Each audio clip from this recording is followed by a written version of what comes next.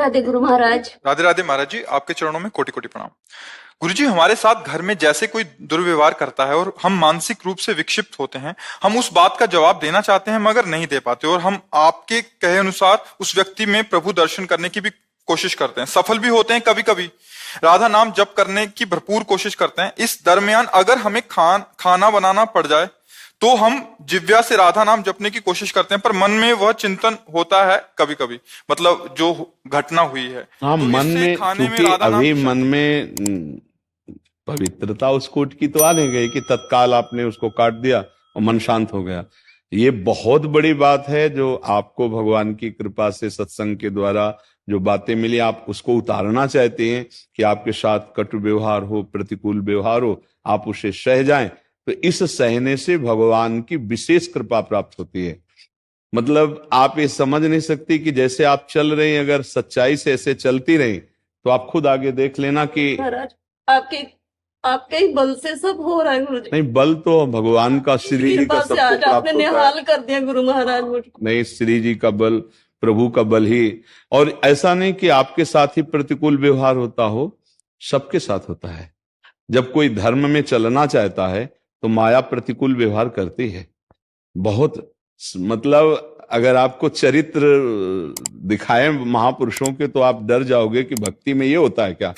सत्य पे चलने वाले के साथ प्रतिकूलता आती ही आती है बड़े जोर की, और सह गया तो आगे बढ़ गया। तो क्या असत्य पे चलने वाले के उसको इसलिए नहीं कहा जाता कि वो तो गिरा है ही है, उसकी तो दुर्गति होनी ही है। पर सत्य पे जो चढ़ना चाहता है उसके साथ प्रतिकूलता माया देती ही है। अभी पहले बैच में सब संत भगवान आए थे, तो उनमें से एक संत भगवान यही कह रहे थे, जब मैं यात्रा करता हूं तो लोग देख करके गालियां देते हैं, तो उस समय मेरा मन बड़ा दुखी हो जाता है कि मैं ठीक से चलता हूं और भगवत फिर ऐसा क्यों। तो उनका नहीं, दुखी नहीं होना, ये क्लास की परीक्षा है। अगर आप साधुता के क्लास में अध्यात्म में पढ़ रहे हो, आपको गाली मिल रही हो, आप मुस्कुरा के निकल गए, तो आपका क्लास चेंज हो जाएगा, भूमिका बढ़ जाएगी। और अगर आप नाराज हो गए तो आपका क्लास वहीं रहेगा। और अगर आपने गाली गुप्ता और ऐसा लड़ाई झगड़ा कर दिया तो आप जिस क्लास में उससे भी नीचे आ जाएंगे। यह अध्यात्म है, इसमें सहन करने से भगवान की विशेष कृपा प्राप्त होती है। और जो आपको उपहास करेगा, आपको परेशान करेगा, वो अपराध कर रहा है, खुद दंड का भागी होगा। देखो, उमा क्षमा सापहु ते भारी, अपने कर्म जाय अपकारी। यदि आपने क्षमा कर दिया तो ऐसा नहीं कि उसको बढ़ावा दे दिया, उसको भागवतिक दंड प्राप्त होगा, वो अपने आप ठीक हो जाएगा। तुम चिंता मत करो। तुम दंड देना चाहोगे तो तुम फिसल जाओगे। तुम छोड़ दो उसे श्री भगवान के ऊपर, वो है, ईश्वर है, वो उसको अपने आप संभाल लेगा। और संभलते हुए बहुतों को देखा है कि जो बहुत ही नास्तिक प्रवृत्ति के थे वो आस्तिक होकर भगवत मार्ग में लग गए। भगवान सबको सद्बुद्धि दे, भगवान संभाल देता है। हमें क्षमा रूपी बल रखना है, अधिक से अधिक क्षमा करना है। जब हम टूट जाते हैं, गुस्सा हो जाते हैं, तो फिर भगवान उसे बचाते हैं, उसे संभालते हैं। नहीं, क्षमा करना चाहिए अपने लोगों को। लेकिन यदि अधिकार पद में, किसी सरकारी अधिकार पद में है, फिर कानून की व्यवस्था देखनी होती है, वहां क्षमा शब्द नहीं होता। ये भी बात देखना है कि जैसे हम लोग जन साधारण भाव से भक्ति भाव में, तो हमको ऐसे चलना है। लेकिन अगर अधिकार पद हो फिर वहां नहीं, फिर उसके अनुसार अपराधी को दंड देना पूजा होगी और निरपराधी को छोड़ देना। अगर साबित हो गया है कि अपराधी है तो अब हम उस पे ये नहीं कि हम भगवान की भावना करके क्षमा कर देंगे, नहीं, अब उसको दंड विधान होगा, यही पूजा होगी उसकी। लेकिन अपने जन साधारण में सहन करना ठीक है, लेकिन अधिकार पद में जब राष्ट्रीय सेवा का अधिकार पद आता है फिर उसमें ये नहीं लागू होगा, फिर उसका दूसरा सिद्धांत होगा।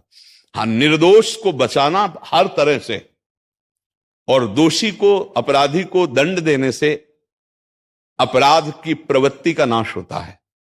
अगर वो बढ़ता रहा तो उसका भी नाश होगा और बहुतों को दुखी करेगा। इसलिए हमारी कानून व्यवस्था है कि उसका दंड विधान फिर नहीं। ऐसे ही जैसे आप गृहस्थी में, अब आपके साथ अत्याचार बढ़ जाए तो एक सीमा है जहां तक आप सहन करें, इसके बाद हमारी कानून व्यवस्था है, आप वहां रिपोर्ट कीजिए, वो फिर आपका सहयोग करेगा, वो दंड विधान रचना रचेगा। तो एक सहने की भी सीमा, जैसे मान लो माता बहन का शरीर है, अब ये शिक्षा है कि सहन करो, तो कितना सहन करें, जितने में धर्म सुरक्षित रहे और शरीर सुरक्षित रहे। जब धर्म और शरीर पर आ जाए तो तुरंत कानून का सहयोग करना, ये हमारी जो भारतीय कानून व्यवस्था है वो इसी के लिए है। फिर वो दंड विधान कर देगी। लेकिन जो अधिकार पद में है उसको क्षमा करना शब्द जो है वो बहुत संभाल के प्रयोग कर रहा है, क्योंकि अगर हम किसी प्रलोभन से या भय से क्षमा कर देते हैं किसी को तो हम अपने कर्तव्य से चूक गए। प्रलोभन अर्थ आदि का और भय प्राण का, कि जैसे तो ठीक है फिर आप देख लीजिएगा, मान लो धमकी किसी भी तरह की, नहीं डरना है, नहीं डरना, कोई बाल बांका नहीं कर सकता, धर्म से चलने वाले का कोई बाल बांका नहीं कर सकता। प्रयास करेगा लेकिन भगवान रक्षा, धर्मो रक्षति रक्षिता, ये सूत्र जो शास्त्र के हैं ना ये गलत नहीं होते, ये पूरा जीवन भर इसका अनुभव करके हम बता रहे हैं। धर्म से चले, कभी किसी के प्रलोभन या भय से निर्णय गलत ना कर दे, और अपराधी को उसके अपराध के अनुसार दंड देना, ये भगवान की पूजा हो जाएगी। और निरपराध